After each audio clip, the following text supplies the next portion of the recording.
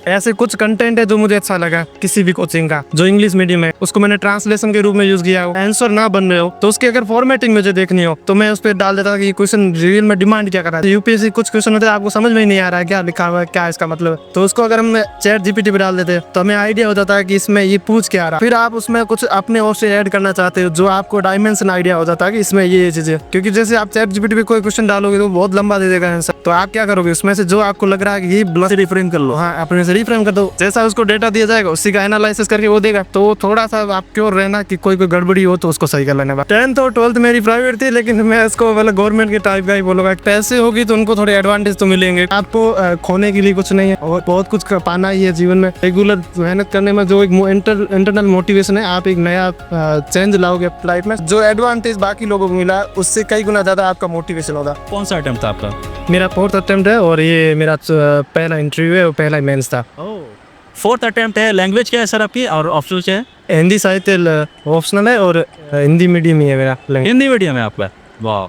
Sir ये बताइए कि ये जो 4 अटेम्प्ट लग गया आपको, पिछले 3 अटेम्प्ट में क्या हुआ था? पहला ये था कि फर्स्ट तो मैंने इतना प्रिपेयर नहीं था, सेकंड में मेरे ऑप्शनल की जो सीसेट था वो अच्छा नहीं था, तो दोबारा मैंने प्रिपेयर किया तो फिर भी सीसेट 2023 का थोड़ा टफ आया था तो वो मेरे से मैनेज नहीं हुआ, लेकिन फाइनली चौथे अटेम्प्ट मेरा हो गया अच्छे से। अरे वाह। अब ये बताइए सर कि ये इस बार आपने अलग क्या किया? पिछले बार जो चूक रही है आपने कैसे उसको ठीक किया? पहले ये था कि जो कुछ सेक्शन थे जो मेरे वीक थे तो मैंने उस पर काम किया, और हर किसी को यही करना चाहिए जो वीक पॉइंट है उसको, और उसमें भी ये देखे कि जो वीक पॉइंट है वो टाइम कितना ले रहा है। अगर टाइम प्रॉपर आपके पास इतना टाइम है और वो सेक्शन हो सकता है तो उसको कर लो। अगर आपको लग रहा है ये कुछ तो हो सकते हैं टॉपिक जो आपको नहीं हो तो उसको छोड़ भी सकते हैं, क्योंकि आपको 200 में से 200 नंबर लाने नहीं है, आपको जो भी क्वालिफाइंग है उस हिसाब से कंपेयर करना चाहिए। दूसरी चीज़ है रेगुलर स्टडीज़ है और उस पर काम करना, जो भी मतलब वीक पॉइंट है उसको अच्छे से करना है मेन बाय। लोकेश सर कैसे देखते हैं आपको इस चीज़ को कि एक होता है ना कि हिंदी मीडियम वाले स्टूडेंट को स्ट्रगल करना पड़ता है बहुत यूपीएससी प्रिपरेशन के लिए, और आप हिंदी मीडियम से हैं, कैसा लगता है? क्या ये बात सही है या फिर आपको लगता नहीं ऐसा कुछ नहीं है? देखो बिल्कुल ऐसा कहना कि कुछ नहीं, ऐसा नहीं कह सकता, क्योंकि मटेरियल की गैप देखने को मिलता है।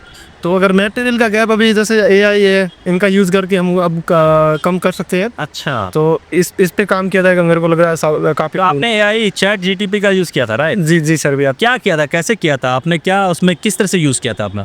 ऐसे कुछ कंटेंट है जो मुझे अच्छा लगा किसी भी कोचिंग का जो इंग्लिश मीडियम है, उसको मैंने ट्रांसलेशन के रूप में यूज़ किया हो, या फिर कुछ आंसर ना बन रहे हो तो उसकी अगर फॉर्मेटिंग मुझे देखनी हो तो मैं उस पर डाल देता कि क्वेश्चन रियल में डिमांड क्या कर रहा है। जैसे यूपीएससी कुछ क्वेश्चन होते हैं आपको समझ में ही नहीं आ रहा है क्या लिखा हुआ है, क्या इसका मतलब, तो उसको अगर हम चैट जीपीटी पे डाल देते तो हमें आइडिया हो जाता है कि इसमें ये पूछ क्या रहा है, तो उससे हमारे एक आउटलाइन बन जाती है। तो फिर आप उसमें कुछ अपने ओर से ऐड करना चाहते हो जो आपको डायमेंशन आइडिया हो जाता है कि इसमें ये चीज़ें, क्योंकि जैसे आप चैट जीपीटी पे कोई क्वेश्चन डालोगे तो बहुत लंबा दे देगा आंसर, तो आप क्या करोगे उसमें से जो आपको लग रहा है कि ये ब्लस रिफ्रेम कर लो, हाँ अपने से रिफ्रेम कर दो, वो वाला आपके आंसर राइटिंग में अच्छा हेल्प कर लेगा। बाकी जो कंटेंट के लेवल पे वो, लेकिन एक चीज़ ध्यान रखना कि जैसे एआई में कुछ चीज़ें जैसे वो तो क्या डेटा पे है, जैसा उसको डेटा दिया जाएगा उसी का एनालिसिस करके वो देगा, तो थोड़ा सा आप क्योर रहना कि कोई गड़बड़ी हो तो उसको सही कर लेना। होली की मस्ती और धमाल पर चढ़ेगा उत्कर्ष होली हंगामा ऑफर का रंग। जी हाँ दोस्तों, यदि आप यूपीएससी या स्टेट P6 की तैयारी कर रहे हैं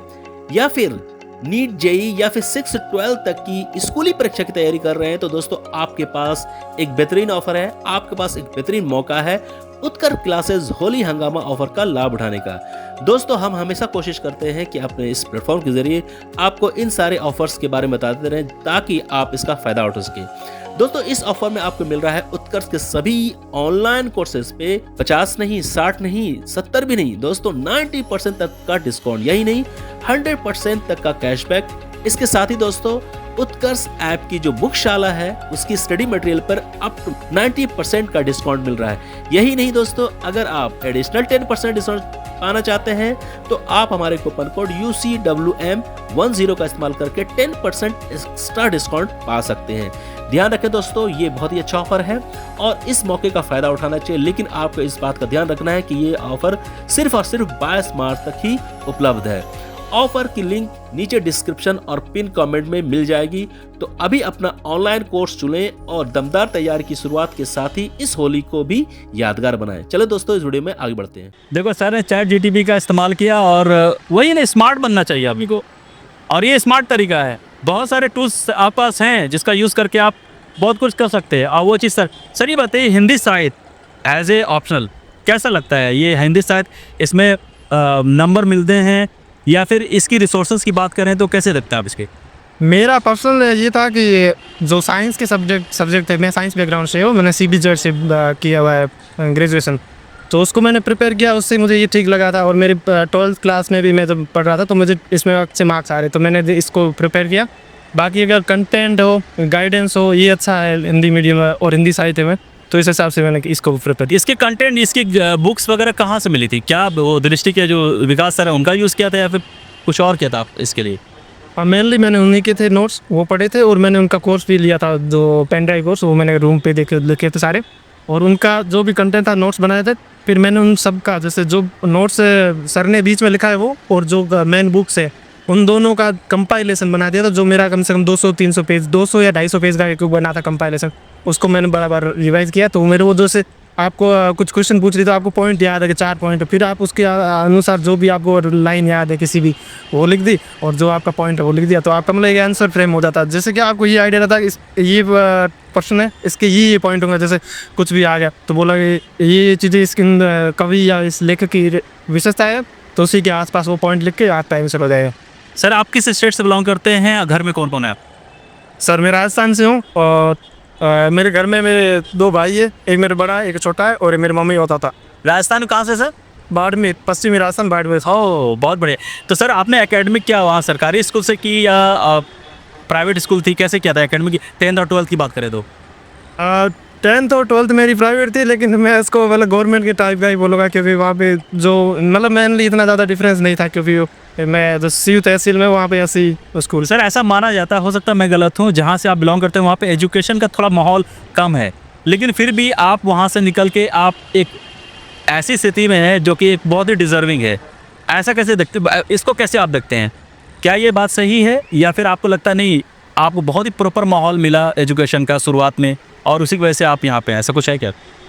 हाँ सर, ये मतलब प्रॉब्लम तो है एजुकेशन में, ये मतलब हमारे वहाँ पे जी सर, लेकिन फिर भी अच्छा रहा। मैंने असिस्टेंट कमांडेंट का पिछली बार इंटरव्यू दिया, CAPF, हाँ, इस बार भी मेरा इंटरव्यू कॉल है और यहाँ पे भी हो गया, और RS मेंस भी दिखा था, लेकिन अनफॉर्चुनेटली वहाँ नहीं हुआ है मेरा मतलब इंटरव्यू कॉल, लेकिन बाकी मैं होपफुल हूँ जीवन में अच्छा होगा इसको लिए। बहुत बढ़िया सर। जैसे एकेडमिक उतना खास नहीं रहा, फिर भी आपको लगा कि नहीं यूपीएससी में जाना है, यूपीएससी में आने का क्या मकसद था? किसने बताया या फिर आप खुद से आपने डिसाइड किया आपने इस करियर को? मेरे एक भैया है जो मेरे ताऊ जी के बेटे हैं, तो वो उन्होंने पहले स्टेट PCS की प्रिपेयर किया था, तो उन्होंने फिर बाद में अभी लेक्चरर है हिस्ट्री के, तो उनसे गाइडेंस था, उनसे रेगुलर बात होती रहती थी। तो बाकी फैमिली में भी सपोर्ट किया, माता जी ने, पापा जी ने, सबने कहा कि अगर आप कर रहे हो तो राजस्थान तो वैसे वहाँ की मिट्टी ऐसी है ना कि हिम्मत वाले बच्चे होते हैं, मोटिवेशन बहुत रहती है वहाँ के बच्चों में। सर ये बताइए कि पापा क्या करते हैं आपके? किसान है मेरे पापा जी। पापा सर किसान हैं, तो आपने खेती उती की है कि नहीं? हाँ जी, बराबर की है, सब खेती, सब काम किए हुए, खेती के सब किए होकर, खेती भी की और पापा के साथ और बहुत गांव में जो भी चीज़ होती है वो करते थे। जी जी, बहुत मतलब सब काम किए, मतलब जैसे टाइम मिलता था, बीच में गर्मियों की छुट्टियों में रहते तब भी कर रहे थे, अभी भी घर जाएंगे ज़रूर करेंगे, इसमें कोई है ही नहीं का लज्जा शंका वाली बात तो मैंने बिल्कुल भी। आपको ऐसा नहीं लगता सर कि लोग कहते हैं कि इसमें ब्यूरोक्रेट्स के बच्चे आते हैं, बड़े बड़े बिजनेसमैन के बच्चे आते हैं यूपीएससी में, पैसे वाले आते हैं, टॉप क्वालिटी के लोग आते हैं, और एक होता है ना रूरल गांव से। सर एक गांव से पापा किसान हैं, लेकिन एक माहौल मिला और खुद से इच्छा हुई कि हमें कुछ करना है और सर यहाँ तक पहुँचते हैं। क्या लगता है सर कि इसमें एक इच्छा दृष्टि की, इस इच्छा शक्ति की ज़रूरत है, या फिर आपको लगता है कि नहीं यूपीएससी सिर्फ एक पर्टिकुलर क्लास वालों के लिए है? देखो बात ये है कि पैसे होगी तो उनको थोड़े एडवांटेज तो मिलेंगे, वो चीज़ है, लेकिन उससे बड़ी बात पता है आपको मोटिवेशन सबसे ज़्यादा आपका होगा, क्योंकि आपको खोने के लिए कुछ नहीं है और बहुत कुछ पाना ही है जीवन में, और रेगुलर मेहनत करने में जो एक इंटरनल मोटिवेशन है, आप एक नया चेंज लाओगे अपनी लाइफ में। तो मुझे लगता है जो एडवांटेज बाकी लोगों को मिला उससे कई गुना ज़्यादा आपका मोटिवेशन होगा। तो वो चीज़ें आपको बहुत ज़्यादा। सर इंटरनल मोटिवेशन कैसे लाएंगे? सर मेन यही है कि आप जब मतलब तैयारी का मैं कदम रखा था तो आपने कुछ तो सोचा था, तो अगर वो जो सोचा था उसी को बार बार सोचो, वो जरूर आपको इंटरनल मोटिवेशन, क्योंकि आपने ऐसे ही तो ये इस युद्ध का हो या इस प्रिपरेशन में तो आए नहीं थे। ये युद्ध ही है। 1 साल पूरी तैयारी हम करते हैं सिर्फ 2 घंटे की प्री के लिए, उसके बाद मेंस देते हैं, एग्जाम देते हैं, तो युद्ध ही है एक तरह से। सर आपको कैसा लगता है, जैसे कि आपने जो हिंदी मीडियम से की तैयारी, थोड़ा सा तो दिक्कत है रिसोर्स में, लेकिन उस रिसोर्सेज में जो दिक्कत थी उसको मतलब चैट जीटीपी का इस्तेमाल करके सर ने उसको उस गैप को फिल किया है, तो ये बहुत बड़ा आपके लिए पॉइंट्स है, बहुत बड़ा टिप है आप सभी के लिए। Thank you very much for your valuable time, God bless you and all the best. बहुत अच्छा करोगे, अपने पे विश्वास रखो, रेगुलर मेहनत करो, जीवन में बहुत कुछ अपॉर्चुनिटी है, बहुत अच्छा करोगे अपने। Thank you very much.